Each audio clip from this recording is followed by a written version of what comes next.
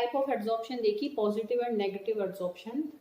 कब? मतलब इन सॉल्यूशंस कि सॉल्यूशंस के अंदर एड्जॉर्बेंट डालने पर जब सॉल्यूट ज्यादा एड्जॉर्ब होता है तो वो होती है पॉजिटिव एड्जॉर्प्शन, और मैं ये कह सकती हूँ कि जब सॉल्यूट कम एड्जॉर्ब होता है तो हम उसको कहते हैं नेगेटिव एड्जॉर्प्शन। ठीक है, अब हम फिर से टाइप्स ऑफ एड्जॉर्प्शन ही देखेंगे। अब हम देखेंगे on the basis of interactions between adsorbate and adsorbent materials, कि एड्जॉर्बेट और एड्जॉर्बेंट के पार्टिकल्स के बीच में कितनी एफिनिटी है, कितनी अट्रैक्शन है।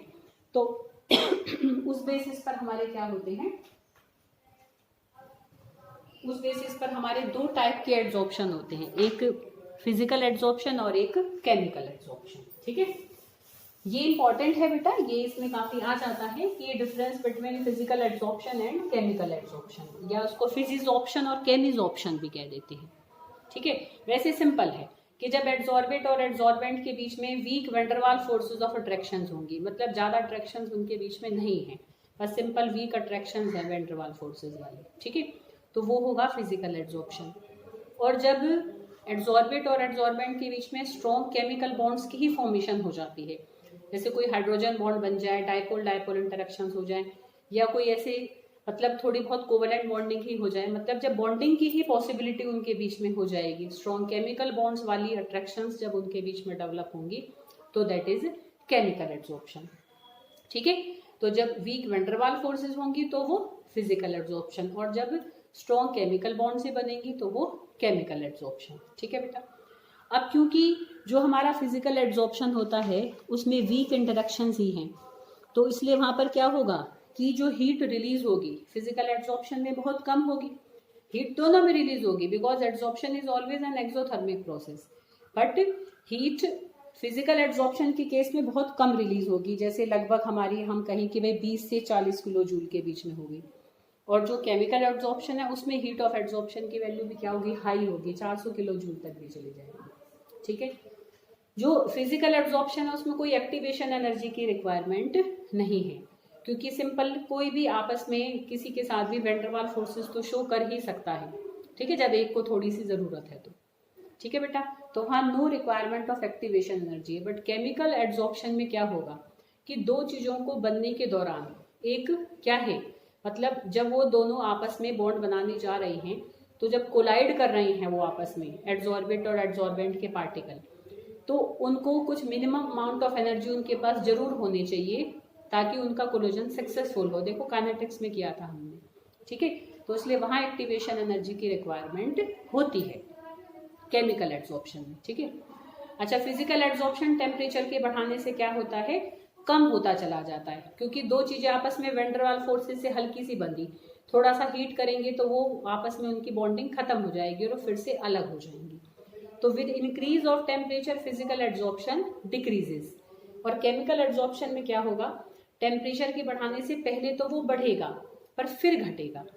पहले कब तक बढ़ेगा, जब तक कि एड्जॉर्बेट और एड्जॉर्बेंट पार्टिकल्स की एक्टिवेशन एनर्जी रिक्वायरमेंट फुलफिल हो रही है, तब तक तो वो बढ़ेगा।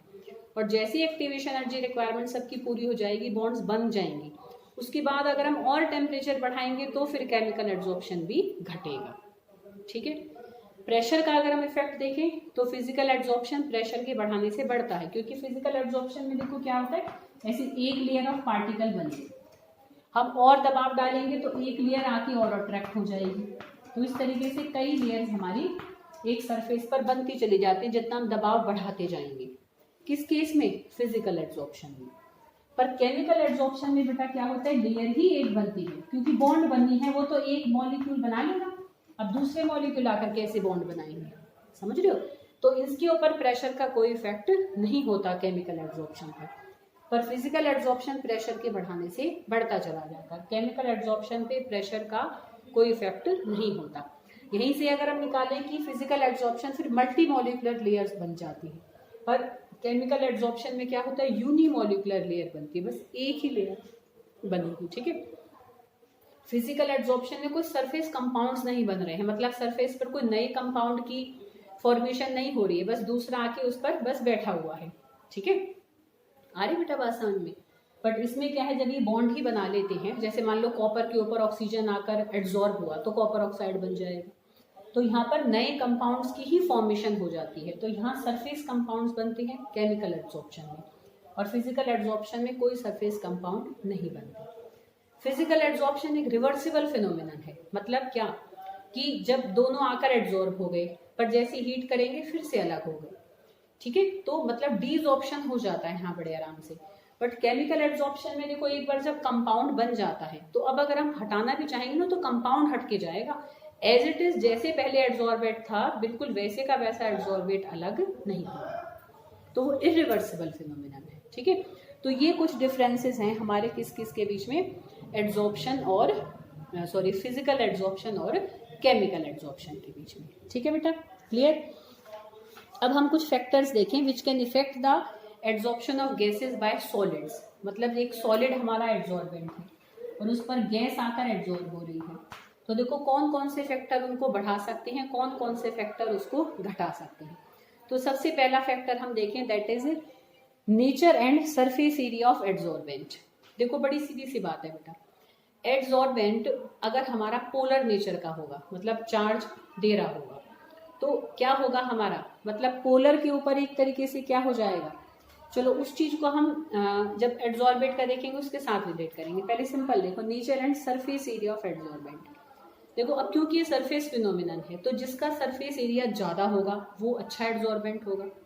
तो greater the surface area of adsorbent more the adsorption occurs on it, सीधी सी बात है। अच्छा हम सरफेस एरिया बढ़ा सकते हैं कि हम उसको फाइनली डिवाइडेड कर दें, जैसे एक तो बड़ा पीस है ना, ये हमने काइनेटिक्स में भी देखा था, एक हम इसके छोटे छोटे छोटे पीस कर दें तो देखो पहले तो खाली यही सरफेस था, अब इसका सरफेस सबके सरफेस अवेलेबल हो गए, खुल गए, तो वो ज़्यादा एड्जॉर्ब कर सकता है। तो जितना फाइनली डिवाइडेड फॉर्म में हमारा एड्जॉर्बेंट होगा उतना उसका सरफेस एरिया बढ़ जाएगा, उतनी ही उसका रेट ऑफ एड्जॉर्प्शन भी बढ़ जाएगा, ठीक है। सेकेंड फैक्टर है नेचर ऑफ गैस।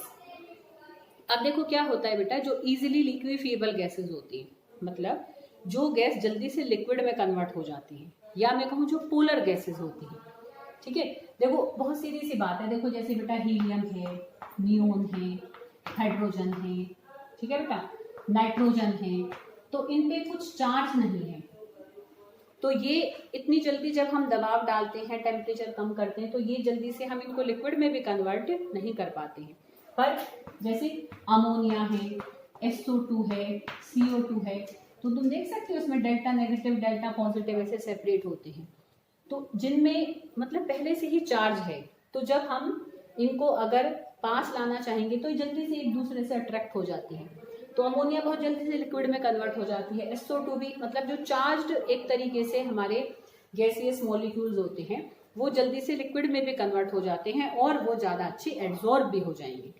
भाई बहुत सीधी सी बात है, देखो एड्जॉर्बेट को अट्रैक्शन ही तो देनी है एड्जॉर्बेंट को, तो जिसमें पहले से ही चार्जेस का सेपरेशन है तो वो अपनी एक चार्ज्ड फील्ड उसकी अच्छी होगी तो वो फटाफट से जाकर उसको अट्रैक्शन देगा। पर जिनके ऊपर कोई चार्ज है ही नहीं सेपरेटेड तो ये इतनी अट्रैक्शन नहीं दे पाएंगे एड्जॉर्बेंट को, तो ये इतने अच्छे एड्जॉर्ब होते भी नहीं है।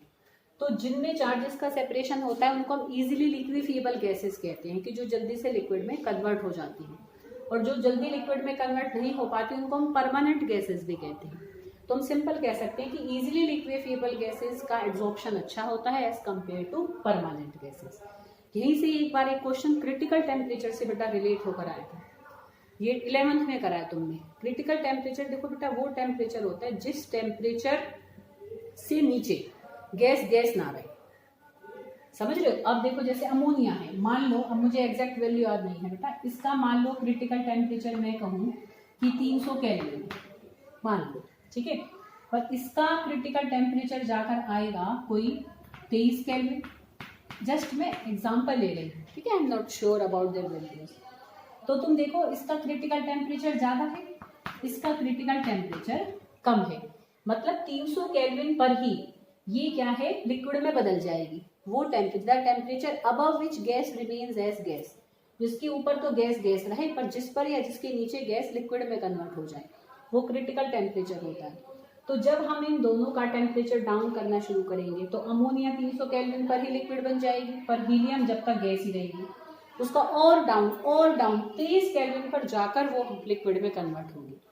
तो ऐसे भी कह सकते हैं क्रिटिकल टेम्परेचर से रिलेट होकर क्वेश्चन आया था कि जिनका क्रिटिकल टेम्परेचर हाई होता है उनका एब्जॉर्प्शन भी अच्छा होता है, जल्दी हो जाता है, क्योंकि जो जल्दी लिक्विड में कन्वर्ट हो जाएगी वो जल्दी एब्जॉर्ब भी हो जाएगी, क्योंकि उसकी फोर्सेस ऑफ अट्रैक्शन वो ज्यादा स्ट्रॉन्ग प्रोवाइड करेगी, तो जल्दी से आकर अट्रैक्ट हो जाएगी। समझ रहे हो? तो तीनों चीजों को ऐसे इकट्ठा करके रखना कि जो इजीली लिक्विफेबल गैसेस या the gases which have higher critical temperature get adsorbed easily as compared to other gases which have lower critical temperature. Clear? अब हम टेम्परेचर देखें तो क्योंकि एड्सॉर्प्शन एक एक्सोथर्मिक फिनोमिनन है, तो एक्सोथर्मिक फिनोमिनन तुमने ली चैटलियर प्रिंसिपल में देखा था कि एक्सोथर्मिक प्रोसेसेस का रेट टेम्परेचर के बढ़ाने से कम हो जाता है, तो जितना हम टेम्परेचर बढ़ाएंगे एड्सॉर्प्शन हमारा कम होता चला जाता है। ठीक है, और हम अगर हम और फैक्टर देखें तो देखो प्रेशर का अगर हम देखें तो मतलब एक पर्टिकुलर प्रेशर तक बढ़ाने से बढ़ेगा, वो भी फिजिकल एड्सॉर्प्शन, बाकी केमिकल एड्सॉर्प्शन पे इतना प्रेशर का कोई इफेक्ट नहीं होता है। ठीक है, एक हम वैसे एक सिंपल फिनोमिनन तो नहीं है, कलेक्ट टॉपिक कह लो या हम फैक्टर्स में भी रख लेते हैं कि एक्टिवेशन ऑफ एड्सॉर्बेंट, कि एड्सॉर्बेंट जो हमारा होता है ना उसी एड्सॉर्बेंट को ही हम और बेटर तरीके से यूज कर सकते हैं अगर हम उसको एक्टिवेट कर दें। अब एक्टिवेट कैसे कर सकते हैं? जैसे एब्जॉर्बेंट, जैसे सिलिका जेल का पीस है रखा हुआ है, मान लो लैब में रखा हुआ है एक बर्तन में, तो वाटर वेपर्स को एब्जॉर्ब करे जा रहा है, एब्जॉर्ब करे जा रहा है, अब वो भर गया वाटर वेपर से, अब उसको इतना इस्तेमाल हम नहीं कर पा रहे, तो उसको गर्म कर दें। गर्म करने से उसमें जो पहले से एब्जॉर्ब गैसेज होंगी सब उड़ जाएंगी, हट जाएंगी, तो वो फिर से फ्री हो जाएगा and now it can do better absorption. ठीक है बेटा, या हम उसको छोटे छोटे पीसेज में किसी को तोड़ दें, तो फाइनली डिवाइड करके भी हम छोटे छोटे पीसेस में तोड़कर भी हम उसके सरफेस एरिया को बढ़ा सकते हैं, या हम सरफेस को रफ बना दें। जैसे प्लेन सरफेस का है अगर हमारा एब्जॉर्बेंट, तो हम उसमें ऐसे जगह जगह ऐसे, तुम देखते हो जब ऐसे टाइल वाला वगैरह लगाते हैं दीवार पर, तो वो उसमें पहले से छोटे छोटे छेद करते हैं ताकि सरफेस एरिया बढ़ जाए और बेटर तरीके से कोई चीज आकर उससे चिपक जाए। ठीक है, तो फाइनली डिवाइड करके सरफेस को रफ करके, ठीक है, हीटिंग करके हम क्या कर सकते हैं, अपने एड्सॉर्बेंट को और एक्टिवेट कर सकते हैं। तो these all are the factors affecting the adsorption.